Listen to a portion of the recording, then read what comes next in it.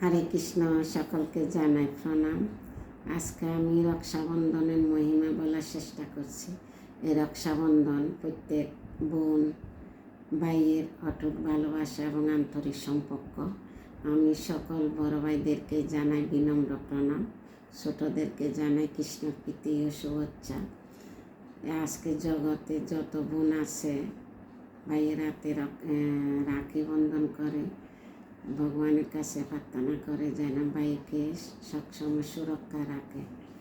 আর বোনের প্রার্থনা হচ্ছে নিঃস্বার্থভাবে, তাই ভগবান প্রার্থনা স্বীকার করে।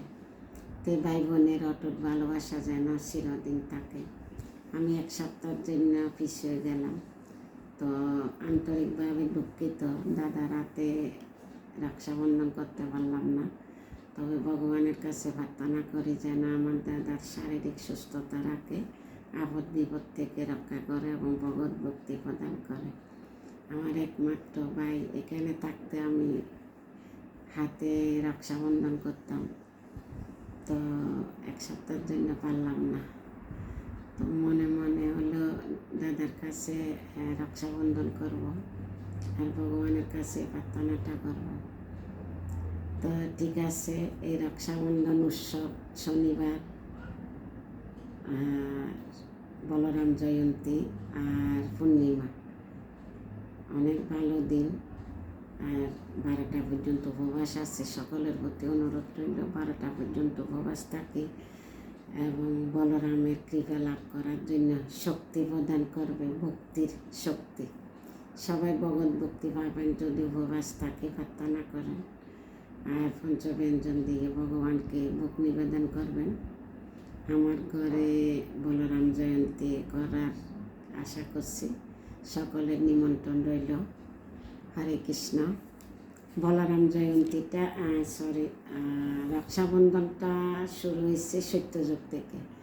সত্যযুগে বামন অবতার ভগবান বলি মহারাজের কাছে ত্রিপাত ভূমি চাইছিল, তো বলি মহারাজ ত্রিপাত ভূমি দান করছে। প্রথম পদে ভগবান উচ্চ পদ নিয়ে ফেলছে, দ্বিতীয় পদে ভগবান মধ্যপদ নিয়ে ফেলছে, তৃতীয় পদ বলছে আমি কোথায় রাখবো। তখন বলি মহারাজ মস্তক পাতি দিছে, বলছে আমার মস্তকে রাখো। তখন বলি মহারাজ মস্তকে রাখি, ভগবান মস্তকে পা রাখি বলি মহারাজকে সুতলোকে নিয়ে গেছে। পাতালে নিচে সুতলোক আছে, সুতলোকে নিয়ে গেছে এবং ভগবান বলি মহারাজের কাছে প্রতিজ্ঞা করছে, তুমি আমার কাছে আত্মসমর্পণ করছো, তাই আমি তোমার কাছে প্রতিজ্ঞা করছি আমি তোমার পাহারাদার হয়ে থাকবো। তখন সুতলোকে নারায়ণ পাহারাদার হয়ে আসে। এখন লক্ষ্মী দেবী দেখছে বৈকুণ্ঠে ফাঁকা, নারায়ণ নাই। তখন হাহাকার করছে এবং নারদকে বেশি জিজ্ঞাসা করছে আমার প্রভু কোথায়।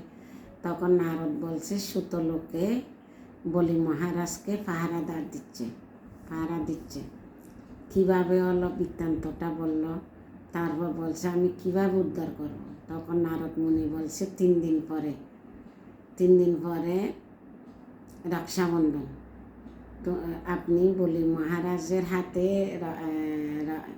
রাখি বন্ধন করো, তারপর উপহার স্বরূপ চাইলে কী চাইবে, তুমি তোমার স্বামীকে উপহার স্বরূপ চাইবে, তখন দান করবে। তখন লক্ষ্মী দেবী সুতলোকে গেছে, বাই বলে গেছে। তখন নারায়ণ চিন্তা করছে লক্ষ্মী দেবী কীভাবে কেন আসলো, আবার শুনে গেট খুলে দিছে। গেট খুলছে, তখন বলি মহারাজ জিজ্ঞাসা করলো কাকে চান, বলছে তোমার ভগ্নিপতিকে নারায়ণ।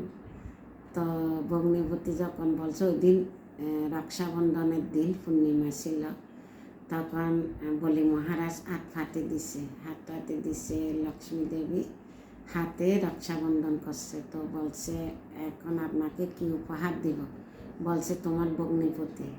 তো ভগ্নিপতি হচ্ছে নারায়ণ। তখন দিছে, কিন্তু 100 রূপে নারায়ণ সুতলোকে পাহারাদার রূপে আছে, আর 100 রূপে বৈকুণ্ঠে চলে গেছে। তো এইটা হচ্ছে যে সত্যযুগে লক্ষ্মী দেবী আর বলি মহারাজের রক্ষাবন্ধন। আর একটা হচ্ছে যে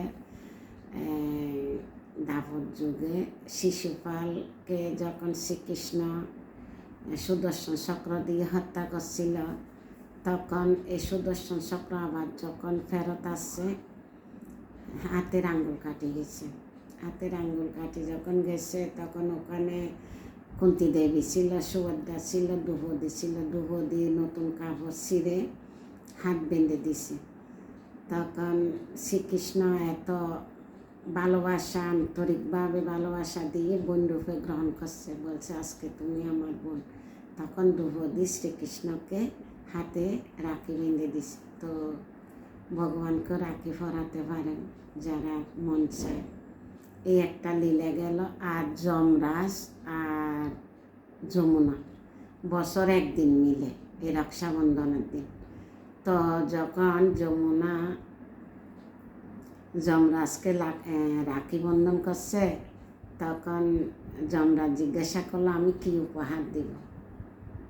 তো যমুনা দেবী বলছে তোমায় আমাকে উপহার দিতে হবে না, যদি উপহার দিতে হয় সকল ভাইদেরকে আশীর্বাদ করো যেন সুরক্ষা থাকে, আপদ বিপদ থেকে যেন বোনের প্রার্থনা স্বীকার করে বা বোনের রক্ষা করতে পারে, ভাই বোনের অটুট ভালোবাসা থাকে, আন্তরিক সম্পর্ক থাকে। তখন যমুনা যমরাজের কাছে প্রার্থনা করছিল। তো এইটি হচ্ছে যে রক্ষাবন্ধনের লীলার উৎসব। তো সকলে অনুরোধ রইল প্রত্যেক বোন ভাইকে লাল বাঁধিলে ভালো, লাল দাগা দিয়ে রক্ষাবন্ধন করবেন, যেন ভগবান এটা মনে রাখবে বোনের হাতে বোনে ভাইকে রক্ষাবন্ধন করছে, নিশ্চয়ই ভাইকে রক্ষা করতে হবে। তো ওই দিন একটা বিশেষ দিন। আর উপবাসের কথা তো বললাম, পূর্ণিমা 12টা পর্যন্ত উপবাস। ঠিক আছে, এটা হলো যে রক্ষাবন্ধন উৎসবের লীলা। সকলে কৃপা আশীর্বাদ করবেন, ভুল ত্রুটি নিজে গুণে ক্ষমা করবেন। হরে কৃষ্ণ, সবাইকে প্রণাম।